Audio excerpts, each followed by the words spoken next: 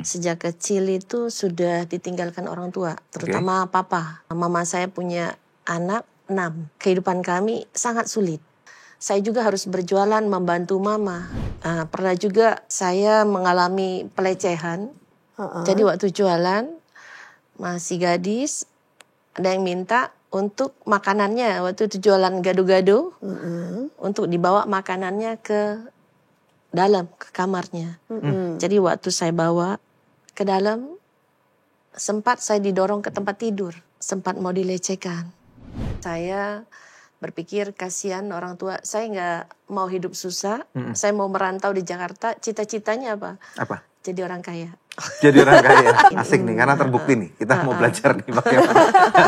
Kami gali lubang, tutup lubang. Akhirnya lubangnya besar. Punya hutang banyak.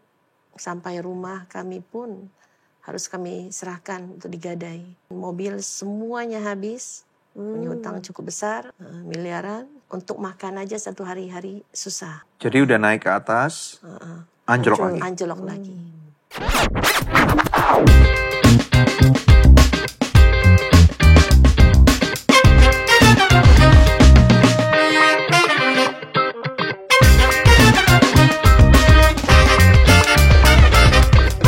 Jalan kehidupan orang itu siapa yang tahu? Kadang-kadang kita merasa bahwa kenapa aku tidak dilahirkan di sebuah kota besar atau menjadi anak seorang kaya raya atau apapun juga.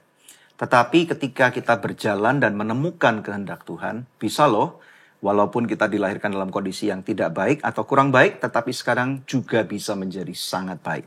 Nah, di Good News Program kali ini luar biasa sekali, kita akan menampilkan seorang wanita yang hebat, yang memiliki bisnis di bidang pertambangan, yang biasanya bisnis ini dikenal dengan dunia yang sangat keras, dunia laki-laki. Tetapi ini seorang wanita yang keren banget. Nanti kalau pemirsa lihat, pemirsa akan kaget, nggak menyangka kalau ketemu di mall, bahwa ibu ini atau wanita ini adalah seorang pengusaha tambang. Siapa namanya? Kita menampilkan Ibu Cynthia Hani. Selamat datang di Good News Program, Ci. Ya, akhirnya nyampai juga di Good News. Iya, senang banget. Thank you. Ya, gimana nih pemirsa? Kira-kira cocok nggak untuk berbisnis pertambangan? Padahal lemah lembut gitu. Ya, sangat elegan. Dan hari ini kita akan belajar banyak, berbincang-bincang dari beliau untuk bertanya tentang apa yang Tuhan izinkan terjadi dalam kehidupannya. Pemirsa sekalian, nggak kebetulan kalau baru tune in di Good News Program. Salam kenal dari kami. Silakan nanti sharekan linknya kepada orang-orang yang kalian kenal, dan juga selama episode ini berjalan, kalian boleh loh memberikan komentar, dan juga sangat appreciate sekali kalau mensupport kami dengan memberikan subscribe, atau ada super thanks tuh, sehingga kita sama-sama bisa bertumbuh dan memuliakan Tuhan. Are you ready for this? Oke, silakan. Nah, mau tanya dulu nih sama Bu Cynthia. Asal-muasalnya itu gimana? Apakah Ibu dari awal memang mewarisi bisnis pertambangan dari orang tua atau bagaimana? Oh, bukan. Awalnya bukan. Dan itu bukan bidang saya sama sekali. Dan bukan basic saya sama sekali. Oh. Nah, itu semua karena rencana Tuhan tempatkan saya di pertambangan. Oke. Memang tidak mudah, tidak gampang. Ada prosesnya tentunya. Sampai saya bisa bekerja di pertambangan saat ini juga. Ya, kalau dari keluarga, mungkin kalau misalnya boleh tahu lebih kenal lebih dalam, bisa cerita secara singkat nggak latar belakang dan keluarga dan yang lain-lain? Oh ya, memang latar belakang saya sejak kecil ya. Sejak kecil itu sudah ditinggalkan orang tua. Oh, terutama papa. Maksudnya papa udah nggak ada? Iya, waktu umur 5 tahun. 5 tahun? Oke, terus? 5 tahun, mama saya punya anak 6. Wow. 6 anak. Ya, kehidupan kami sangat sulit. Sangat sulit? Sangat sulit. Karena single mother nih mama ya. Iya, dan mama saya cuma tinggal di rumah nenek. Kami tidak punya rumah tempat tinggal. Di mana ini? Di Bangka. Di Pulau Bangka? Di Pulau Bangka. Wow, jadi waktu itu mungkin nenek juga pusing melihat anak mama banyak tinggal di rumah itu. Jadi nenek saya menjodohkan mama saya supaya kehidupan ekonominya lebih mudah, lebih enak mungkin. Karena mempunyai seorang suami. Jadi dijodohkan mama saya kepada seorang laki-laki. Ya. Tapi orang dulu ya berkata begini, banyak anak banyak rezeki. Betul. Iya. Jadi nenek saya menjodohkan mama saya kepada laki-laki yang anaknya banyak juga. Wow. Berapa orang? 6. 12? 12. Ditambah satu lagi. Mereka punya anak lagi. Mama papa menikah punya anak lagi satu. Wow. Kurang banyak itu anaknya. 13. 13. Bisa Oh my bikin God. apa? Untuk Kesebelasan. Iya. sepak bola. Masih ada pemain cadangannya 2 orang tuh. Oh ya. Terus kemudian?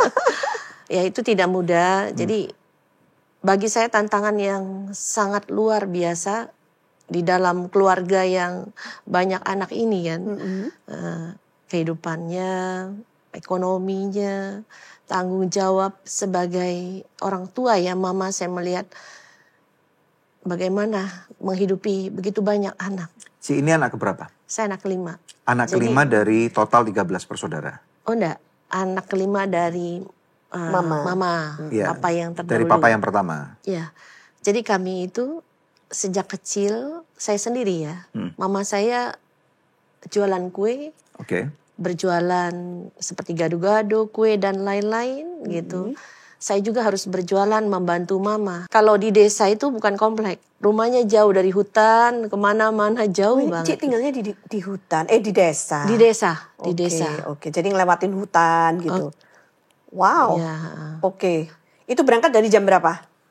Biasa pulang sekolah. Siang-siang gitu. Tapi pagi harus bangun. Bangun, bikin kue, nanti Bantu pulang masak sekolah, dulu. Pulang sekolah bantu jualan. Sampai jam berapa menjajakan kuenya? sampai habis. Sampai habis? Kadang pagi saya harus jualan dulu baru ke sekolah. Ada masa-masa yang ini nggak? Maksudnya yang susah nggak ketika jualan atau selalu tiap hari itu mudah atau ada hari-hari yang lebih sukar daripada yang lain? Oh banyak sekali tantangan Gimana? waktu jualan. Pernah saya harus melintasi sungai yang jembatannya hanya dibuat dari pohon kelapa. Iya. Wow. Pohon kelapa. Jadi saya harus meniti menyeberang ke satu tempat melewati jembatan itu yang dibuat dari pohon kelapa. Berapa pohon, Ji? 2 pohon. 2 pohon kelapa. Kecil dong berarti. Kecil. Jadi saya pernah jatuh, Kecemplung. No, kuenya juga. kuenya kecemplung. Ya, terus? Untung kue donat nggak tenggelam. Oh, ngapung. Ngapung. Ya, terus? Cepat-cepat saya lempar ke darat. Saya lempar ke darat. Saya bersihkan. Dengan cepat saya lempar ke darat, saya bersihkan. Tapi kue itu laku, habis. Oh iya. Wow. Terus Ci, ada pengalaman apa lagi? Pernah juga saya mengalami pelecehan Waktu di jalan? waktu jualan. Jadi waktu jualan masih gadis, ada yang minta untuk makanannya waktu itu jualan gado-gado, untuk dibawa makanannya ke dalam ke kamarnya. Jadi waktu saya bawa ke dalam, sempat saya didorong ke tempat tidur. Aduh, terus? Tapi saya berontak, saya gigit tangannya, saya kabur. Saya kabur. Saya lari membawa dagangan saya. Oh, nggak lupa bawa dagangannya? Oh, enggak. Saya bawa dagangan, saya bawa kabur, piring saya tinggalkan. Yang gado-gado tadi itu? Iya, saya tinggalkan. Umur berapa waktu itu? Umur waktu itu 12-an. 12, masih kecil. Dan saya tidak mau bercerita kepada mama. Takut dia kepikiran. Takut mama kepikiran. Takut besok nggak beli jualan. Wow. Takut. Wow. Pernah ada kejadian kayak gitu lagi setelahnya? Oh ada, nanti di masa sulit saya ada ceritanya lagi itu. Wow, iya. Yang berjualan kue hanya Ci saja atau kakak-kakak, adik-adik juga? Kebetulan saya perempuan yang besar, paling besar ya untuk di keluarga mama. Oke. Jadi saya harus membantu mama. Saya cuma berpikir adik masih kecil. Jadi waktu itu saya bersama dengan saudara tiri. Tapi semuanya saya yang lakukan. Cik lebih pintar jualan. Jadi mungkin dari rumah bisa satu bawa itu namanya apa? Tampak. Tampak. Tampak. Iya. tanpa saudara buat kuah gado-gado atau kuah itu, tapi di jalanan saya yang harus bawa dua-duanya. Oh Dia ya? capek atau apa? Saya harus bawa dua-duanya. Karena dia capek. Enggak juga. Dia minta saya yang bawa. Sebenarnya terjadi pemberontakan. Dari kecil itu ada suatu pemberontakan dalam diri saya. Nggak terima Nggak gitu terima. maksudnya. Kenapa kok aku sendirian yang Iya. harus melakukan Pemberontakan artinya begini. Kenapa hidup ini jadi susah? ini? Gitu. Saya nggak mau jadi orang miskin gitu. Hmm. Hal itu pernah terjadi. Kalau kita melihat bahwa masa itu pernah Tuhan izinkan, sebenarnya pembelajaran apa sih yang didapat? Waktu kecil sampai SMP, sampai sebelum ke Jakarta, waktu itu saya belum mengenal Tuhan. Saya cuma berpikir suatu saat saya nggak mau hidupnya seperti ini. Saya nggak mau orang tua saya dihina. Kami harus pindah dari setelah lepas menikah kan mama saya tidak tinggal di rumah nenek, Ya. tapi Ya. bersama papa. Ya. Papa kan kerja di pemerintahan waktu itu, sopir. Oke. Sopir, tapi waktu pensiun kan harus keluar dari rumah dinas. Oh, Ya. oke. Nah, keluar dari rumah dinas, kami tinggal di rumah orang. Itu belas kasih orang untuk kami tinggal di rumah, diberikan tanpa kontrak. Tapi kalau orang mau pakai rumah itu, kami harus pindah lagi. Diusir Ya. lah. Diusir lagi. Wow. Gitu. Jadi pindah dan pindah terus. Sempat waktu jualan terpikir dalam diri saya, kapan suatu saat kami bisa punya rumah. Artinya tidak pindah-pindah gitu. Nggak usah mewah-mewah rumah, tapi yang penting punya rumah. Jadi hidup bisa stabil gitu Stabil. ya. Ya. Gitu. Loh, dari sejak kecil sambil sekolah, sambil berjualan gitu, waktu belajarnya kapan? Apakah Cik bisa berprestasi di sekolah? Nah, itu waktu belajar kurang. Jadi belajar pun kalau sambil nunggu jualan sambil belajar. Maksudnya gimana tuh? Bukunya Jadi- dibawa. Kalau saya buat gado-gado atau apapun, kan saya menunggu orang makan. Iya. Di situ saya sambil belajar. Oh ya? Bukunya dibawa berarti, Saya dibaca-baca. saya belajar. Oke. Saya belajar. Tentunya kalau orang tua, apalagi mama saya, dia paling gak suka kalau melihat anaknya nilainya kecil. Jualannya Ci ingat gak? Ngomongnya gimana? Oh, teriak Kenapa? saya di jalan. Boleh praktek gak? Oh iya, kue bakpao Masa atau selembut ini ngomongnya? Oh enggak, teriak kencang. Boleh gak? Kau pengen tahu semangatnya seperti apa? Kalau di Bangka itu kan gini, ayo kue yiyit, kue mempau gitu. Ada namanya kue mate kebo gitu. Terus kemudian? Teriaknya kencang-kencang, tai ji kue ji gitu, kue ji gitu kan. Oh, oke. Terus kemudian sini gitu. Oh iya. Berapa harganya satu ini? Jadi kadang di rumah Bangka itu kan ada teras. Ya. Kadang-kadang saya capek, saya cuma katakan, Ji, boleh numpang duduk nggak? Oh, nggak beli nggak apa-apa. Nggak apa-apa, Nah, di terus, teras itu kan. Karena saya lihat kadang-kadang kan di teras itu kan banyak yang kumpul-kumpul. Oh. Nah, hanya menumpang di teras. Iya. Akhirnya mungkin orang kasihan kali ya duduk di teras. Jadi beli seperti juga. beli. Ini kehidupan sehari-hari nih. Iya. Berarti nggak pernah tidur siang ya? Oh nggak pernah. Kalau tipikal zaman dulu, apakah anak perempuan besar itu dijadikan seperti membantu mamanya? Seperti itu kah? Oh iya. Yang menjadi tanggung jawab buat adik-adiknya? Kalau bagi saya harus ya. Karena apalagi saya perempuan paling besar. Saya melihat mama saya sendiri. Kasihan juga sama kasihan. mama. Kalau nggak kan mamanya yang harus ngelakuin Iya. semua. Iya. Sumber pendapatan keluarga apakah dari satu ini aja atau ada yang lain? Papa kan supir. Jadi papa juga kerja dapat uang. Tapi nggak seberapa. Karena supir, setahu saya cuma hanya dapat beras yang kami bisa makan gratis. Maksudnya selain uang pekerjaan dikasih tunjangan beras. Beras, tapi uangnya nggak seberapa. Tiap kali uang itu nggak seberapa. Saya nggak merasakan itu uang. Nggak tahu jumlahnya Nggak berapa? tahu, karena penghasilan yang saya tahu untuk menghidupi kami adalah dari jualan ini kebanyakan. Susah tapi. Berapa tuh duitnya yang didapat sehari-hari rata-rata? Saya nggak terlalu ingat ya. Cuman cukup, dan mama saya kadang-kadang suka hutang di warung. Jadi kalau ada uang bayar. Untuk jualan gado-gado sendiri itu kan ada tauge, ada nangka, ada kangkung, ada timun. Ya, betul. Kan? Saya untuk meringankan beban mama saya Metik ya. Saya ambil upah petik kangkung. Jadi saya ambil upah petik kangkung. Saya petik kangkung, nanti upahnya dibayar kangkung. Jadi dari kangkung itu saya bisa bikin gado-gado. Saya juga pulang kerja, hari ini jualan kue. Hari ini jualan kue. Setelah kue habis, saya pergi ke tempat ladang kangkung. Saya bekerja. Minta pekerjaan untuk saya petik kangkung. Saya nggak minta upah uang, tapi tolong berikan saya kangkung. Dan saya pergi ke tempat orang cuci tauge, produksi tauge. Saya mencuci tauge. Di situ saya juga upahnya mendapat tauge. Dari situ besoknya mama bikin gado-gado lagi. Wow. Nangka saya minta kadang. Saya lihat cari ada pohon nangka. Ai boleh minta nangkanya.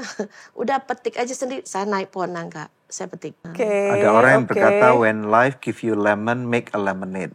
When life give you kangkung, make gado-gado.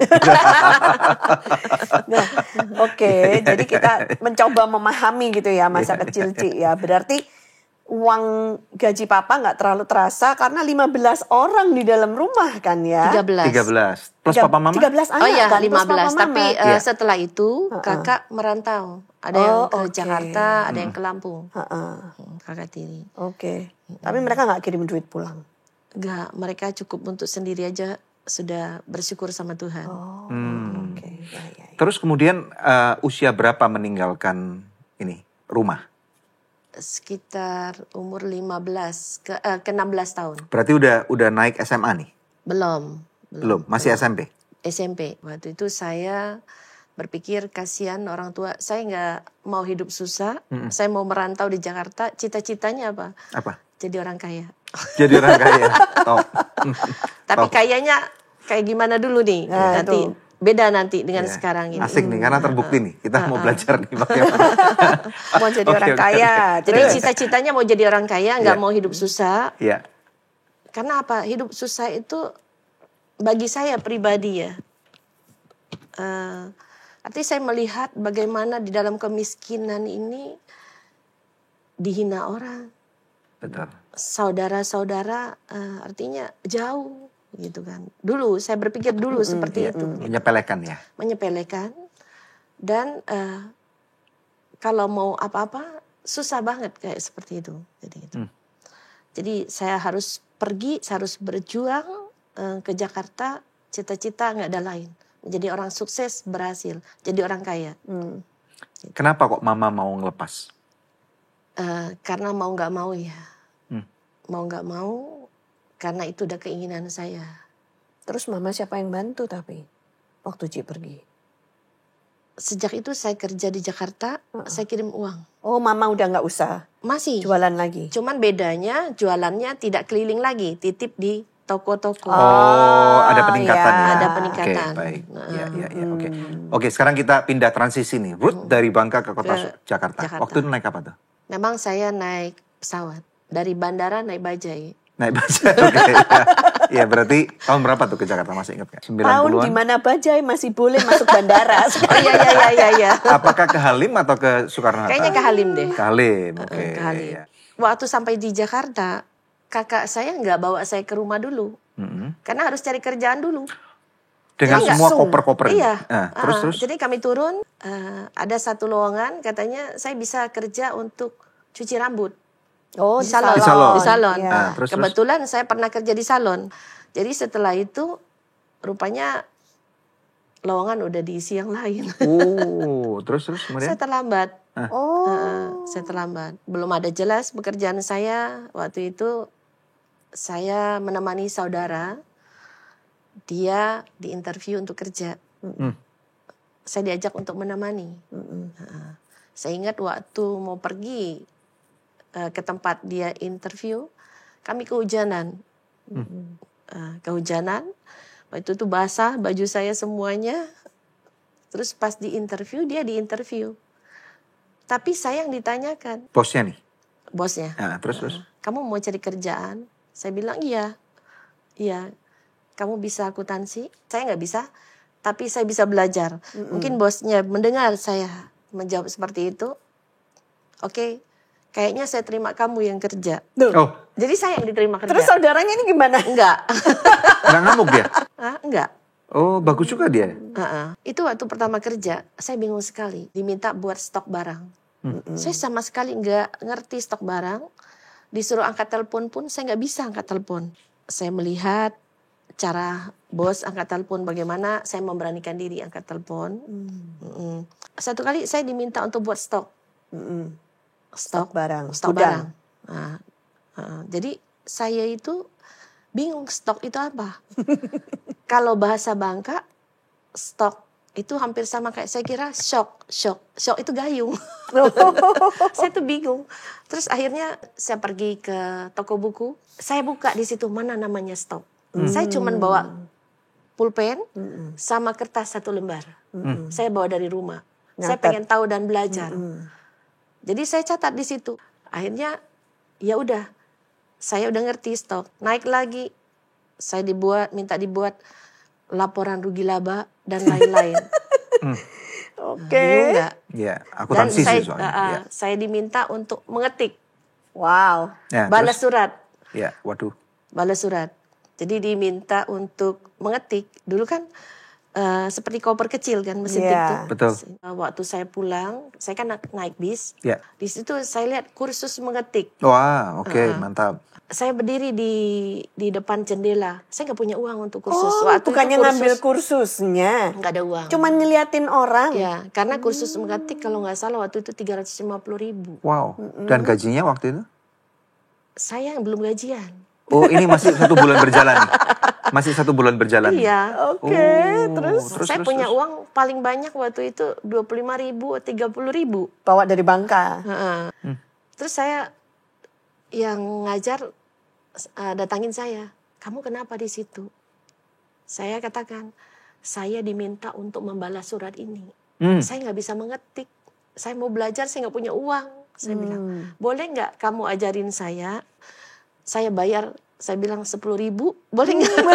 Saya nawar 10.000, karena saya harus membalas surat ini. Kalau enggak, Terus? pasti saya nggak diterima kerja. Akhirnya yang di sana gurunya baik, dia membalas surat itu, dia ngetik, Oh, dia yang ngetikin dia ngetikin buat terus? saya. Dia juga mengajarkan saya. caranya. Tapi 10.000-nya saya kasih ke dia. Saya That's bilang good. nanti kalau saya gajian, kalau kurang saya bayar. Masih ingat nggak pertama kali dapat uang gajian itu berapa jumlahnya? Kalau nggak salah ya sekitar 400 sampai 500.000. Nah, setelah itu gimana nih kehidupan kok bisa sampai Berubah. adanya hari ini? Di situ dengan kerja keras, berjuang, akhirnya saya menikah, kami juga ada usaha. Kami jadi dikatakan kaya nggak kaya, yang penting punya rumah, punya mobil, ya kan, bisa menghidupi anak, Ya. bisa menolong adik-adik untuk sekolah dan kuliah, membantu orang tua. Dari tempat kerja yang yang pertama kali dulu sampai kemudian sampai menemukan bisnis yang tepat ini ada, kalau boleh diceritakan secara cepat, ada berapa kali pergantian pekerjaan atau bisnisnya? Cuman waktu saya pernah mengalami kebangkrutan dulu ya. Jadi perjalanan saya sempat tadi kami punya rumah, kami punya mobil, bisa menghidupi adik-adik. Itu orang usaha tua. apa, Ci? Banyak. Jadi itu yang kami lakukan. Tuhan izinkan waktu di krisis banyak orang hutang nggak bayar. Tahun berapa? Krismon. Oh, 98. 98. Oke. Dari situ kami gali lubang, tutup lubang. Akhirnya lubangnya besar, punya hutang banyak. Sampai rumah kami pun harus kami serahkan untuk digadai. Wow. Dan mobil semuanya habis. Punya hutang cukup besar, miliaran. Dan untuk makan aja satu hari-hari susah. Wow. Jadi udah naik ke atas, anjlok lagi. Anjlok lagi. Oke, nol lagi. Nol lagi. Sudah mengenal Tuhan atau belum? Jadi waktu itu saya udah mengenal Tuhan. Saya tahu Tuhan, tapi tidak mengenal Tuhan. Beda. Jadi saya tahu, saya pergi ke gereja, saya pelayanan. Jadi belum mengenal Tuhan lebih dalam. Posisi apa pada waktu akhirnya mengenal Tuhan Yesus secara pribadi? Jadi waktu saya mengalami proses di mana Tuhan izinkan Kebangkrutan ini. bangkrutan. Terus Jadi, kemudian? Saya cuma berpikir, dulu kan saya mau mendapatkan kekayaan, saya mau jadi orang kaya. Ya, goalnya adalah menjadi orang kaya. Goal jadi orang kaya. Ya, kemudian sampai akhirnya jatuh. Kenapa saya mau jadi orang kaya dulu kan? Tujuan saya kenapa? Nggak mau dihina orang. Tidak mau dihina orang. Ya. Mau dihormati orang. Dan nggak susah hidup gitu. Hidup dalam kemewahan atau apapun, semua itu yang menjadi target saya. Jadi itu, tapi itu yang bukan Tuhan mau. Saya berpikir saya mengalami bangkrut, semuanya Tuhan izinkan itu terjadi. Memang waktu mengalami kebangkrutan itu banyak sekali prosesnya. Tekanan-tekanan dalam diri saya itu lebih parah dari waktu saya masih kecil. Waktu saya bangkrut, itu teman, saudara, semua pergi. Meninggalkan Ci. Meninggalkan, artinya tidak ada yang mau mendekat. Jadi waktu kaya dekat, waktu hancur ditinggal lagi. Nah, manusia melihat dari segala apa yang ada, gitu. Dulu sahabat banyak. Dulu kalau mau mengajak orang kumpul enak gitu kan. Sekarang kalau ditelepon, orang takut angkat telepon. Kenapa?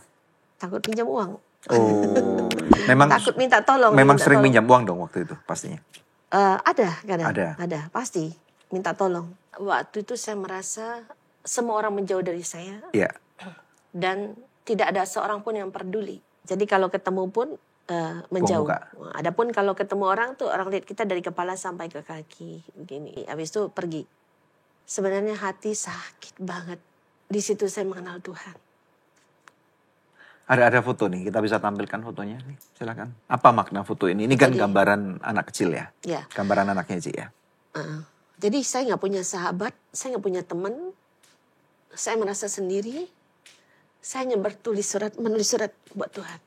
Ngomong apa? Menulis surat buat Tuhan. Saya tulis, Tuhan, jangan jadikan saya benalu bagi orang lain. Karena saya berpikir kalau saya minta kepada orang lain, saya seperti benalu. Jadi Tuhan jangan jadikan saya menjadi benalu. Saya tidak mau begini Tuhan. Ubah hidup saya jadi berkat. Saya mau jadi berkat bagi banyak orang. Itu saya minta. Saya tidak minta kekayaan lagi. Saya bilang, saya nggak minta jadi orang kaya. Tapi tolong hati saya yang kaya di hadapan Tuhan. Amin. Wow. Itu yang saya minta kepada Tuhan saat itu. Dan rupanya saya nulis-tulis surat buat Tuhan. Tulisan-tulisan saya nggak pernah menangis di depan anak. Itu nggak pernah.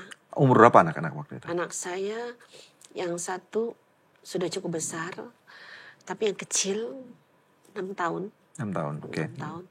Jadi saya nggak pernah menangis di depan anak walaupun apapun. Kadang-kadang kami susah, makanan kami nggak pernah ada beras 5 kilo itu nggak pernah. Sampai susah makan Ci. Susah makan.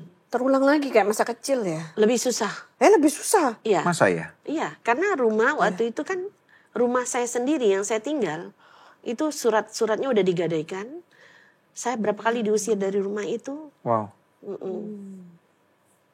Artinya kalau saya kontrak di rumah itu. Kontrakan tahun pertama saya bisa bayar.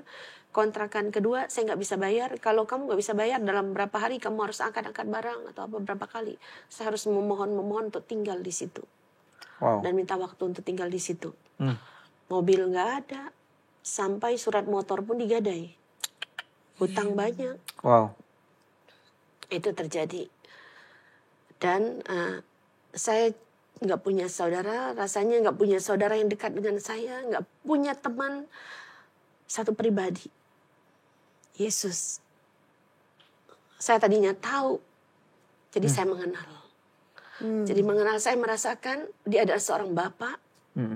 Bagi saya dia figurnya bapak yang peduli, yang tahu saya. Walaupun saya tidak melihat, tapi saya bisa berbicara. Gitu.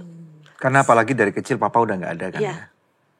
Jadi saya bisa menyampaikan hal itu. Saya menulis surat 1 kali. Hati yang penuh dengan amarah, benci, dan sebagainya, pemberontakan. Saya pernah berjalan kadang-kadang nggak tahu arah. Blank Jadi gitu. linglung gitu. Blank, saya jalan dari pagi ke mall. Stres berlebihan. Sampai sore ini. saya duduk, saya muter-muter aja, nggak jelas. Wow. Mencari tahu hidup ini seperti apa sih gitu. Jadi 1 kali tidak ada kata lain, saya harus bertemu dengan seorang pribadi, yaitu Yesus yang saya panggil Bapak, yang saya anggap sebagai Papa. Wow. Jadi saya tulis surat waktu itu, rupanya Tuhan luar biasa. Tuhan membalas surat saya melalui anak saya yang umurnya kurang lebih 6 tahun. Ya, Anak melalui yang gambar kecil ini. ini ya. Ini gambar seorang anak kecil. Dia menulis, menggambarkan itu di sebelah yang kecil. Dia tulis ada seorang perempuan yang sedang menangis. Itu ditulis mama, mami, mami. Padahal saya nggak pernah menangis di depan anak. Dan di sebelahnya yang besar itu dia tulis Tuhan Yesus. Tuhan Yesus. Terus ada gambar, ada tulisan. Tulisan itu di dalam kurungan itu berkata, "Hai anakku, jangan menangis." Saya menangis. Saya orangnya jarang nangis, sorry. Tapi kalau cerita ini saya bisa nangis. Jadi jangan menangis. Aku ada di hatimu. Aku akan ada di hatimu. Jadi itu suara Tuhan buat saya. Saya rasa hari-hari saya, hati saya akan dipenuhi dengan hadirat Tuhan. Amin. Wow. Satu hal, saya cuma berpikir, saya harus buang kebencian, marah, dendam, Nggak terima. saya harus buang. Bagi saya, kalau Tuhan masuk ke dalam hati saya harus bersih. Harus bersih. Jadi saya kosongkan semua itu. Saya mau bersih. Saya hanya mau Tuhan yang ada dalam hati saya. Wow. Jadi mulai saat itu saya ambil keputusan, saya tidak peduli. Saya tidak peduli apapun itu. Saya cuman punya Bapak, seorang Bapak. Aku punya Bapak, Tuhan yang luar biasa, yang peduli. Dia memiliki alam semesta dan segalanya. Amin. Saya mendengar seperti ini. Waktu Tuhan berkata kepada orang yang lumpuh di tepi kolam Bethesda, maukah engkau sembuh? Saya bilang, Tuhan, saya mau sembuh. Sembuh dari pikiran yang tidak baik, dari hati yang tidak baik, dari keinginan yang tidak baik. Saya mau sembuh total. Jadi saya mau sehat. Jadi tubuh jasmani saya sehat maupun rohani saya mau sehat. Dan mentalnya juga ya. Mental saya harus sehat. Jadi saya berkata, kadang orang melihat kita secara fisik kita sehat. Betul. Tapi orang nggak tahu kita sakit. Betul.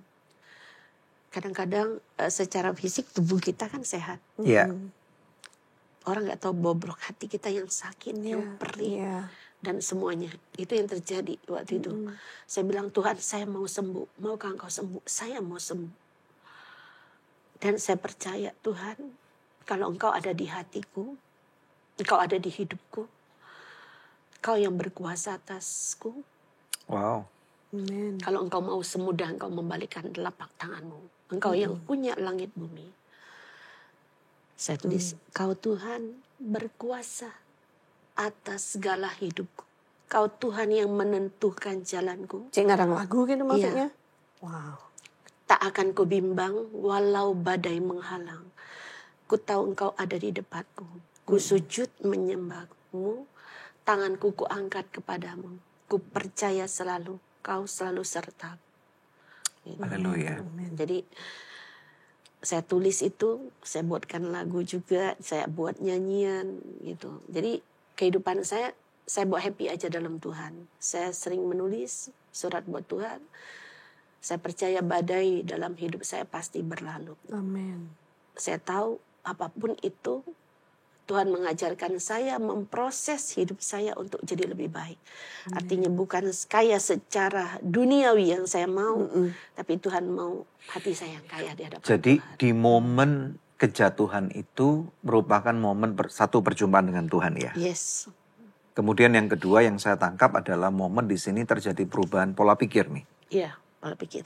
Pasti. Dulu maunya menjadi kaya, dihormati, dihargai orang, pesta pora, Ya. hidup foya-foya dan mewah. Ya. Tapi kemudian malah setelah itu dapat ya. Jadi pernah hidupnya mewah sekali gitu. Kemudian jatuh. Iya. Dan kemudian mengalami perjumpaan dengan Tuhan. Nah sekarang saya mau membawa nih, ada satu nama, Godvindo. Nah ini maksudnya Godvindo itu apa nih? Jadi berawal dari begini, saya ceritakan dulu perubahan yang terjadi.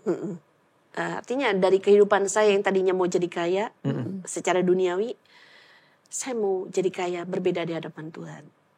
Jadi gini, artinya dalam kehidupan saya memiliki hati yang baik yang berkenan kepada Tuhan itu seperti apa? Karena ada firman Tuhan berkata, berubahlah oleh pembaruan budimu. Betul. Sehingga engkau dapat membedakan mana Kehendak yang Allah. baik, yang berkenan kepada Tuhan. Betul. Itu dalam hidup saya adalah satu, saya mau perkenanan Tuhan. Itu yang saya mau. Jadi dari situ akhirnya saya sebelum Godvindo didirikan, saya ambil keputusan, saya harus kuat, saya harus bangkit, saya nggak boleh menyerah. Ya. Anak saya masih kecil, ya, pasti Tuhan ubahkan hidup saya. Jadi saya ambil keputusan, saya harus bekerja. Waktu itu saya dikirimkan bekerja di Kalimantan. Oke. Kerja Kalimantan sebagai buruh tambang. Sebagai buruh tambang. Buruh tambang. Oke. Bisa diterangkan nggak buruh tambang itu seperti apa?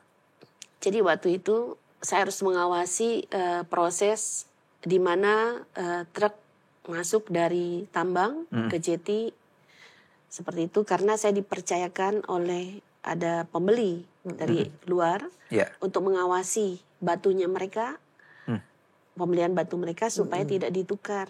Oh, karena rentan sekali dan ini susah karena, ya. Oke, terus kemudian? Jadi saya bekerja sebagai buruh di sana, mengawasi pekerjaan. Mandornya lah. Mandornya untuk melihat batu itu tidak ditukar. Iya.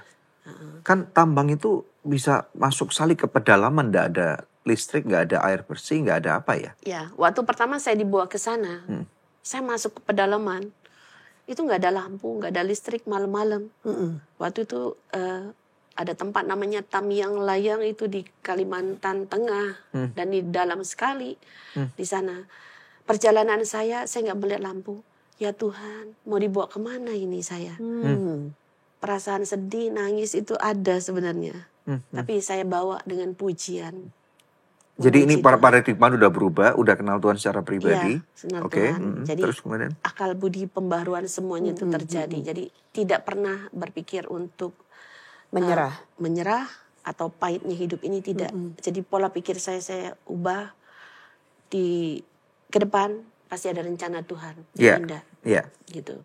Jadi waktu itu dibawa ke hutan, saya kerja di sana juga mengawasin itu semua. Sampai akhirnya tiba di tempat itu. Tiba. Berapa bulan tinggal di sana?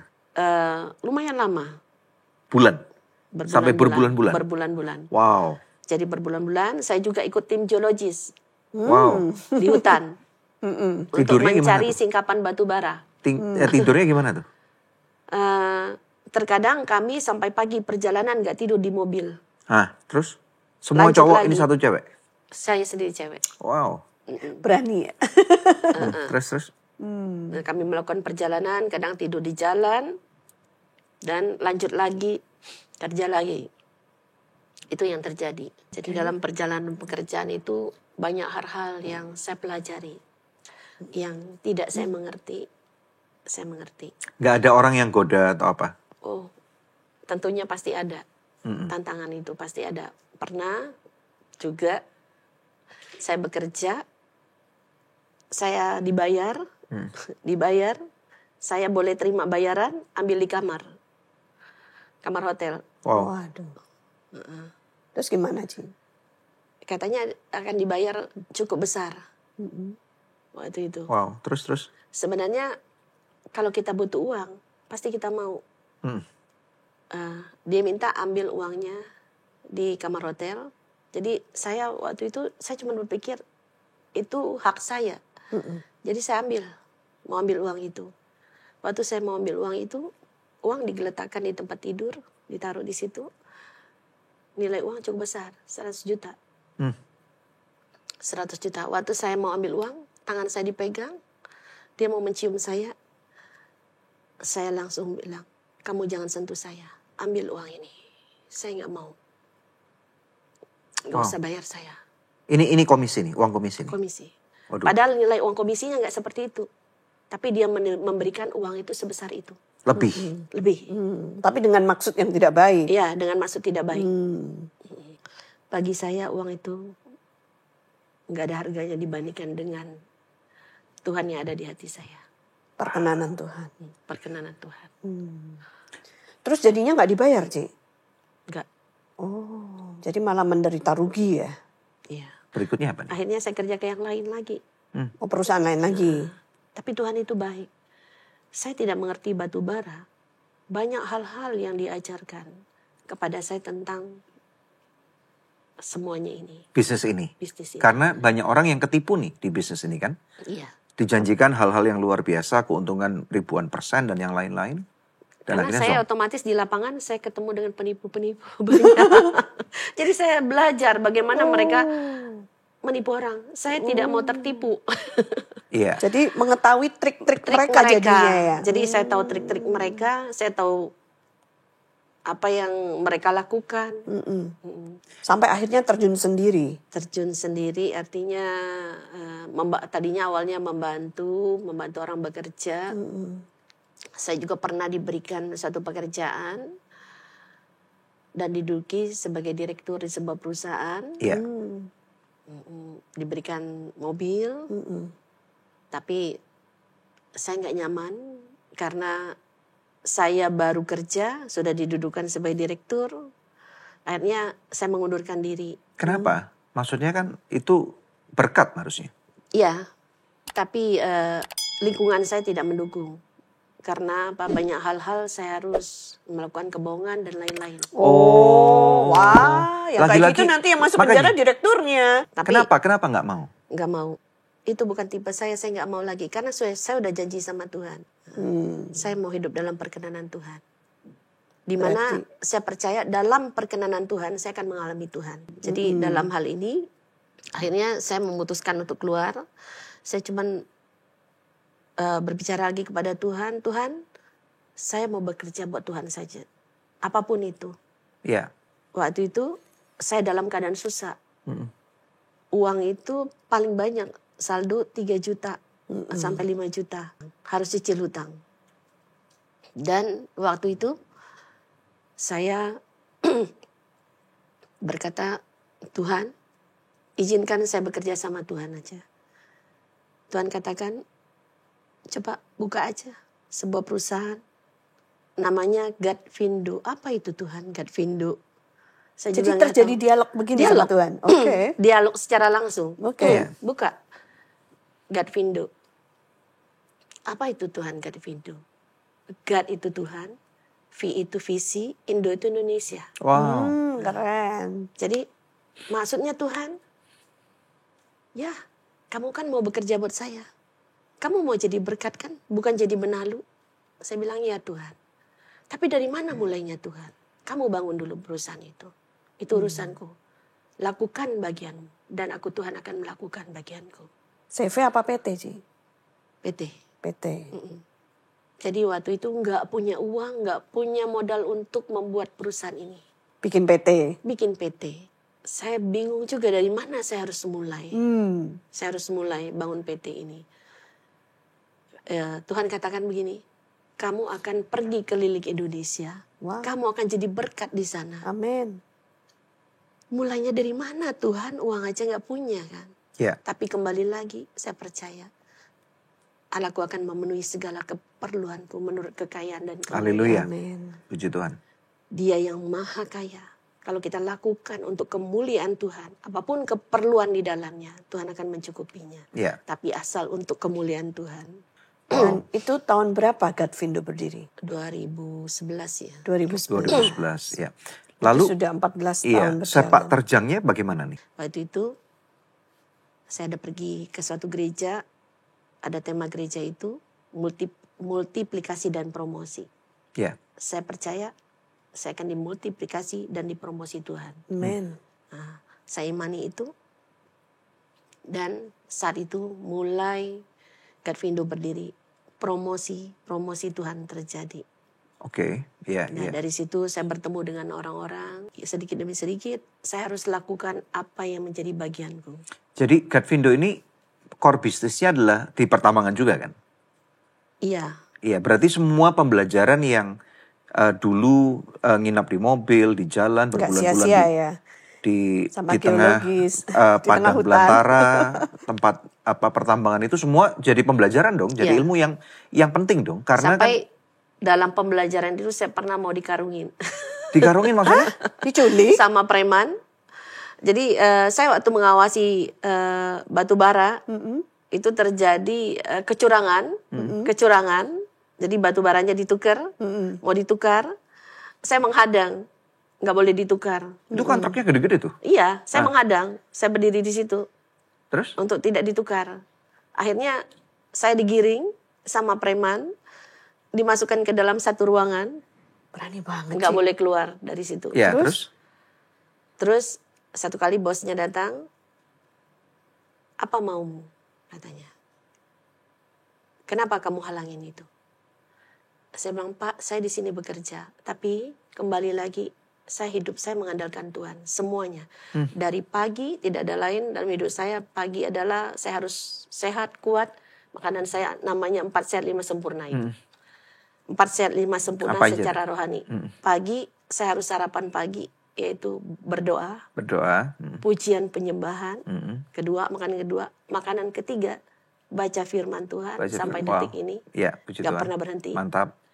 Makanan 4, mental iman saya harus siap perang. Wow. Saya harus kuat. Apapun saya hadapin, saya harus kuat. Yang kelima? Kelima, hidup saya harus dalam tuntunan Roh Kudus. Itu pelengkap semuanya. Tanpa kuasa Tuhan, tanpa Roh Kudus, semuanya saya tidak akan bisa melakukan apapun. Jadi itu saya minta. Makanya setiap hari, setiap pagi saya minta, Tuhan pegang tangan saya. Roh Kudus pimpin saya. Wow. Saya tidak bisa menghadapi hidup ini. Keadaan apapun yang terjadi. Memang dunia pertambangan berat. Saya tidak bisa tanpa kuasa Tuhan. Saya setiap hari berdoa. Saya percaya ada Roh Kudus, ada malaikat tentara Tuhan yang bersama dengan saya banyak Haleluya. jumlahnya. Mantap. Amin. Saya katakan, Tuhan, saya tidak sendiri di sini, beribu-ribu laksa Engkau kirimkan tentaramu untuk menjaga saya. Ya. Terus gimana Secara dilepasin? manusia saya kelihatan sendiri, tapi alam yang tidak kelihatan. Kan orang bilang karena di pertambangan itu kan semua pakai ilmu gelap tuh. Ya, Iya kan? Betul nggak ya? betul. Saya juga Dukun pernah ini dan merasakan. ini dan itu semua nih. Saya merasakan Setannya banyak. banyak. Ya, terus kemudian hari itu gimana? Itu gimana bisa dilepasin Jadi sama preman? waktu itu saya cuma berkata, kamu berani ya perempuan-perempuan menentang saya. Saya cuma bilang, Pak, Bapak harus tahu kenapa saya perempuan ada di sini. Saya nggak tahu tuh ada kuasa Tuhan untuk saya bisa berbicara seperti itu. Wow. Terus? Itu bukan saya, tapi kuasa Tuhan. Bapak harus tahu kenapa saya ada di sini. Maksud saya, kalau saya ini kan seorang perempuan, Mbak. Kalau perempuan maunya jadi ibu rumah tangga, Ya. duduk, terima duit atau apapun. Kalau saya di sini karena saya banyak hutang, Mbak. Maksudnya Maksudnya mau ngomong Maksudnya gitu. mau ngomong ngomong gitu. begitu. Tapi? Karena di sini saya ini banyak hutang, Mbak. Ya. Dia bilang, Pak, Bapak harus tahu saya di sini. Kenapa saya perempuan di sini? Dikira saya kenapa? Mata-mata atau apa? Terus, kamu mau mata-matain kita ya? Saya bilang, Pak, Bapak melihat saya sendiri. Saya nggak sendiri di sini.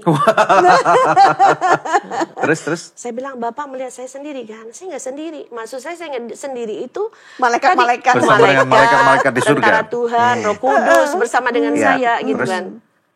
Terus dia bilang gini, mau nantang saya ya?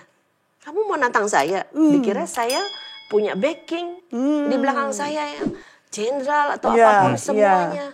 Saya cuma bilang, Pak, saya nggak nantang Pak. Itu benar Pak. Itu benar. Pusing dia Pak. Terus? Mungkin Tuhan buat dia pusing. Jadi pusing dia. Akhirnya ditinggalin saya. Ditinggalin. Terus pergi premannya. Terus saya keluar dari kamar besoknya. Itu kan malam, tengah malam. Besok pagi-pagi saya kan harus melanjutkan pekerjaan. Yang tadinya kan di depan pintu itu preman-preman berjaga.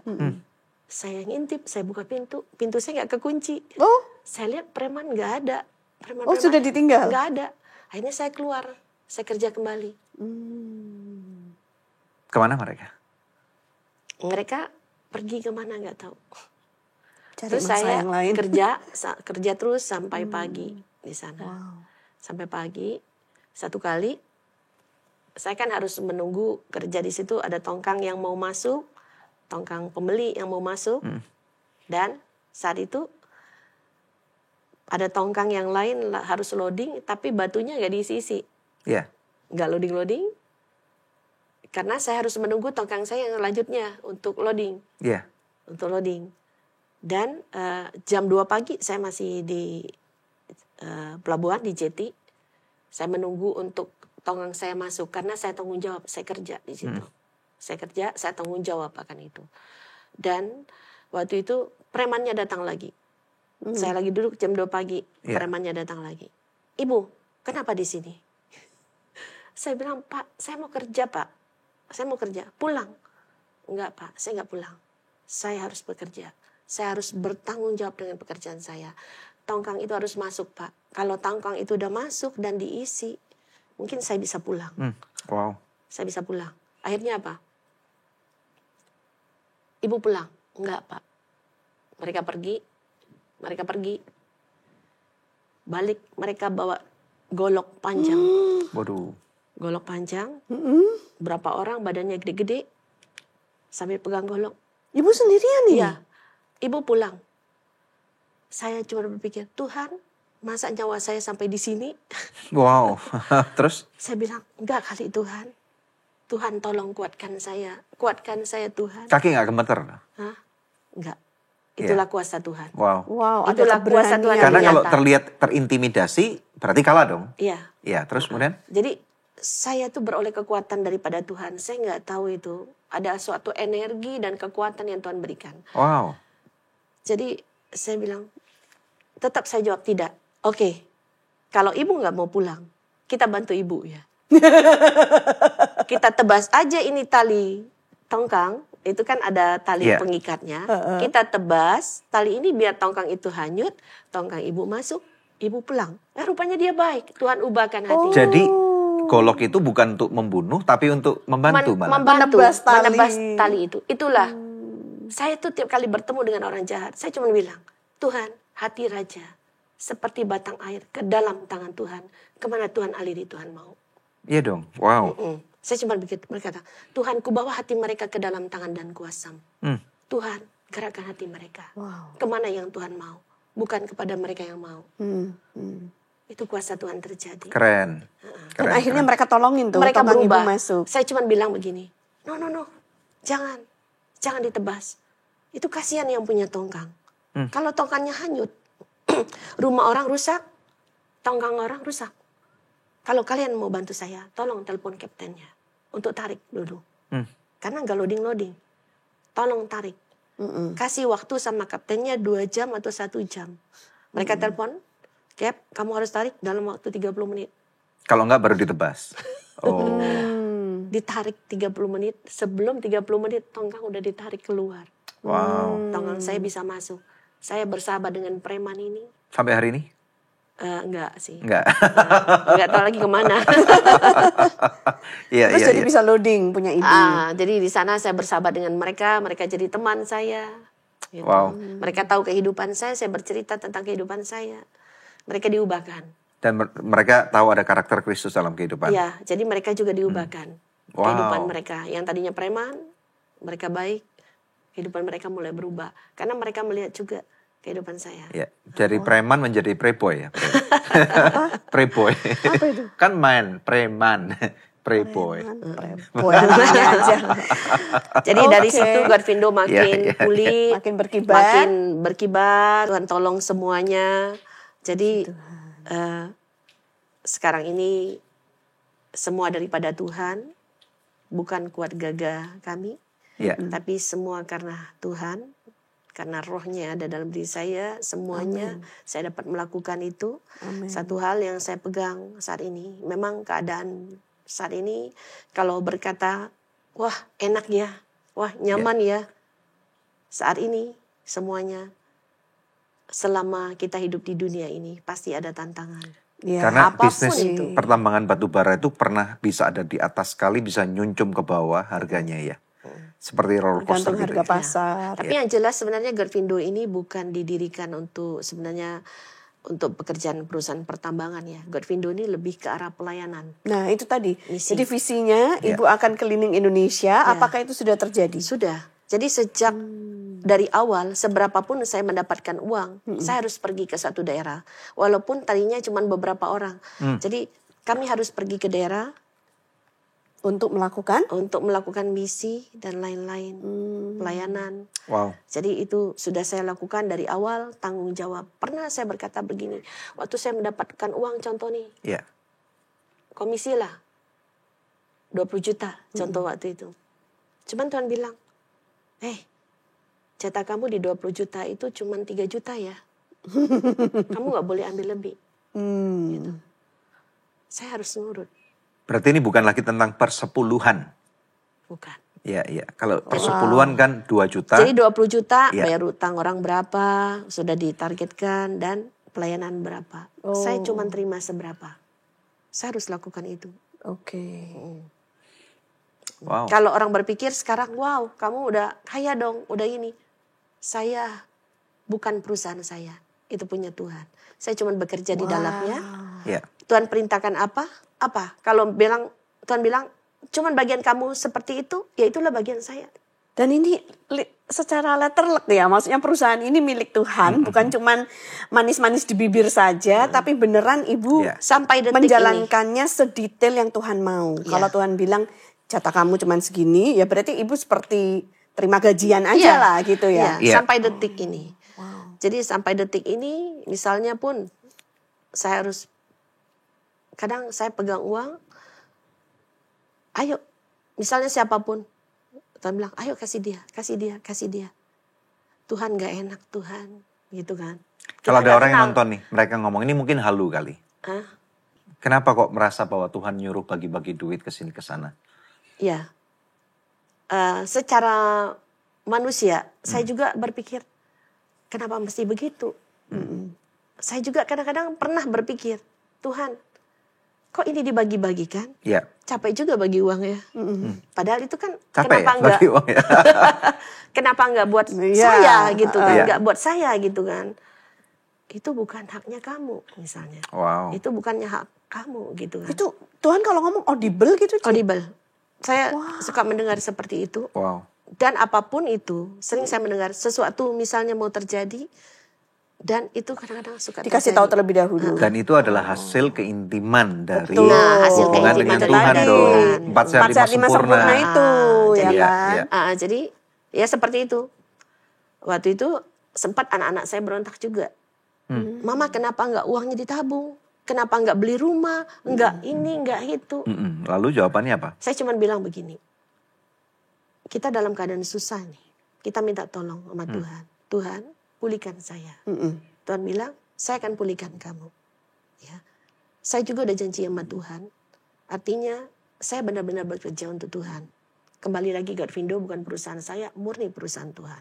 Puji Tuhan. Dan saat itu, saya cuma bilang pada anak saya, itu bukan perusahaan mama, itu perusahaan Tuhan. Seandainya begini, Tuhan berikan saya uang 20 perak. Tuhan katakan begini, oke, buat bayar utang orang Tuhan dan lain-lain, saya butuh 20 perak. Oke, saya berikan kamu 20 perak. Kamu minta 20 perak kan? Saya kasih kamu 100 ya.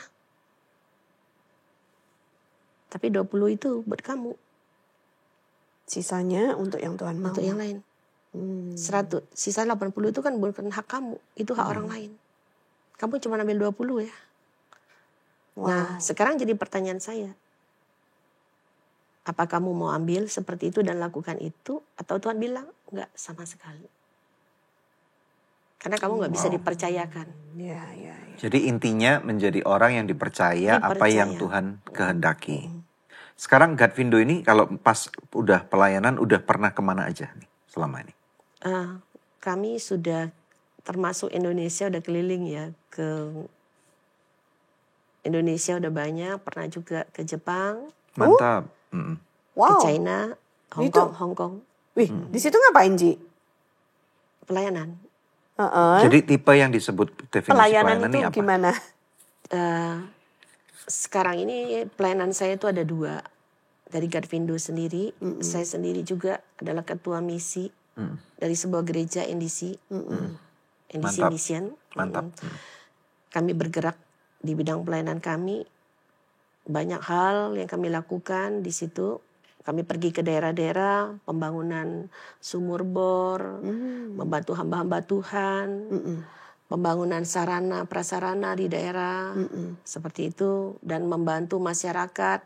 Kadang kami melakukan bakti sosial, pengobatan gratis, pembagian sembako gratis. Dan itu kami lakukan tanpa pandang suku agama. Wow. Keren. Jadi benar-benar berbuah untuk semua kehidupan. Semua. Keren Secara banget. pribadi Godvindo ini bukan untuk satu agama atau apapun. Jadi Godvindo ini bergerak untuk semua umat. Untuk kemanusiaan. Tidak memandang suku agama. Puji Tuhan, mantap. Kalau hari ini ada orang pengusaha yang nonton. Dan kemudian mereka bingung dengan apa yang didengar hari ini. Apa yang Cik mau katakan. Dan padahal mereka mungkin adalah orang yang kaya raya. Penuh dengan kelimpahan. Bukan cuma omset puluhan miliar. Tapi keuntungan tiap bulan dalam kondisi yang orang bilang bisnis tidak baik. Keuntungan puluhan miliar. Apa yang Cik bisa katakan? Satu hal. Dalam hidup ini. Untuk hidup di dalam dunia ini. Kekayaan bukanlah satu ukuran. Membuat hidup orang itu dinamakan kaya, bukan adalah sebuah kekayaan yang berbentuk materi dan terlihat secara kasat mata. Tapi kekayaan yang sesungguhnya di mana kita bisa berbagi dan memberi kepada orang. Amin. Dan membuat orang itu bahagia. Itu adalah kekayaan sesungguhnya. Amin. Disitulah kita bisa melihat bahwa orang itu kaya. Jadi bukan tentang berapa banyak yang didapat ya. Yang kita dapatkan, tapi berapa banyak yang bisa kita bagikan. Diberikan. Berapa banyak yang kamu berikan. Itulah kekayaan yang sejati. Mantap, luar biasa. Kami sangat diberkati. Thank you. Saya rekap sedikit ya. Jadi dari awal perbincangan itu berbicara tentang bagaimana masa kecilnya di Pulau Bangka. Jualan donat, jualan kue, jualan gado-gado. Hampir diperkosa orang.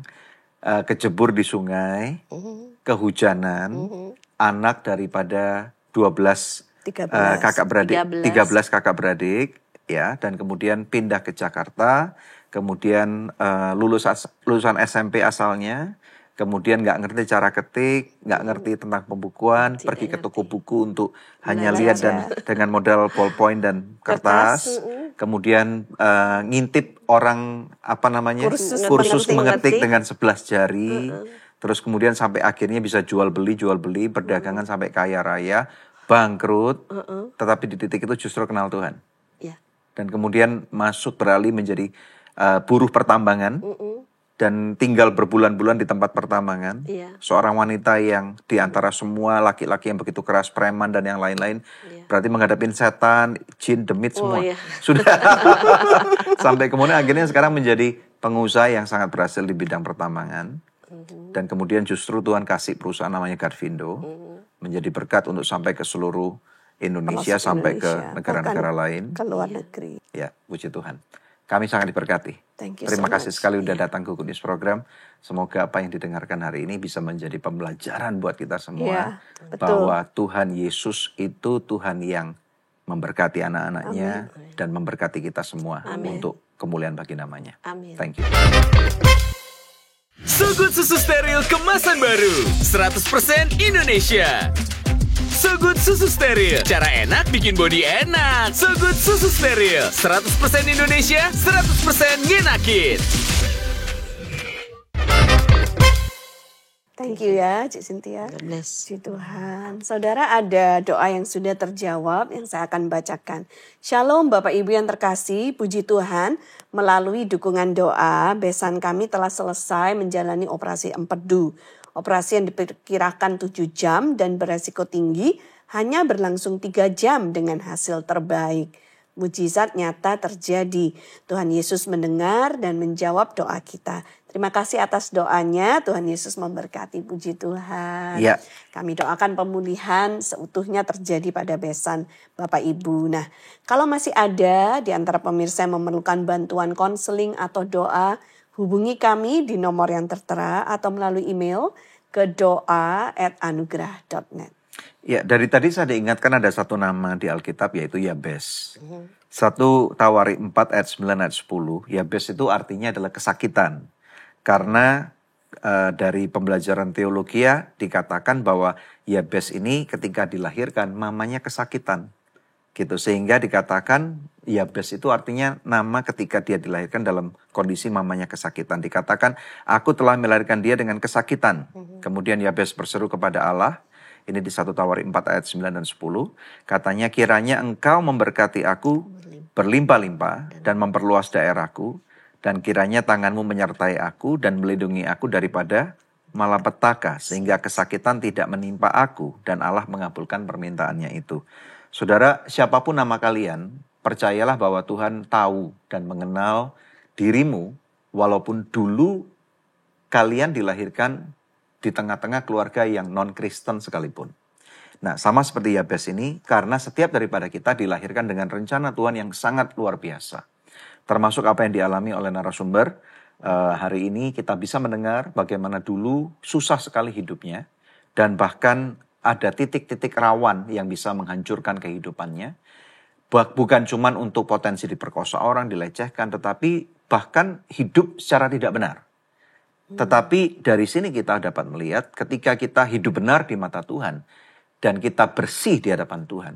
Tuhan yang membela. Amin. Jadi mari kita percaya kepada Tuhan Yesus bukan cuman karena dia adalah raja di atas segala raja dan dia sumber berkat saja. Tetapi kita mau merespon ini. Saya berdoa biarlah episode ini boleh menjadi kekuatan buat kalian semua. Dan coba ketikan kalian belajar apa nih dari narasumber Ibu Cynthia Hani pada hari ini. Saya tidak tahu apa yang menjadi pergumulan Anda. Tetapi mungkin saja episode ini menguatkan. Mungkin juga kalian boleh memberikan komentar tentang apa yang Anda dengar dan bagikan kepada yang lain. Oke? Puji Tuhan. Mari kita berdoa. Kami berterima kasih untuk semua rencanamu. Kami percaya bahwa Engkau Tuhan yang hebat.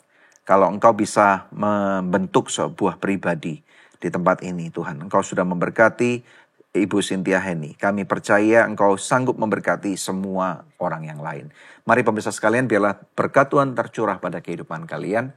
Engkau yang sakit, engkau boleh berkata dengan bilur Yesus, engkau sembuh. Amin. Engkau yang miskin, engkau hari ini berkata, ada kekuatan dan hikmat Tuhan yang akan membuat engkau kaya dan susah payah tidak akan ditambahkan dalam kehidupanmu. Biarlah sukacita, damai sejahtera ada pada kehidupan saudara. Yang percaya bersama-sama, mari kita katakan, amin. Amin.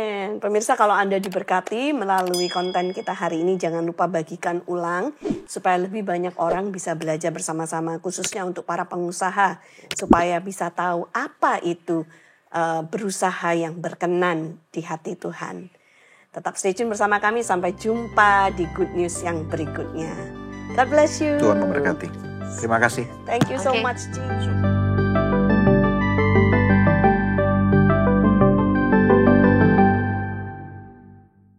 So Good Susu Steril kemasan baru 100% Indonesia. So Good Susu Steril, cara enak bikin body enak. So Good Susu Steril, 100% Indonesia, 100% ngenakin.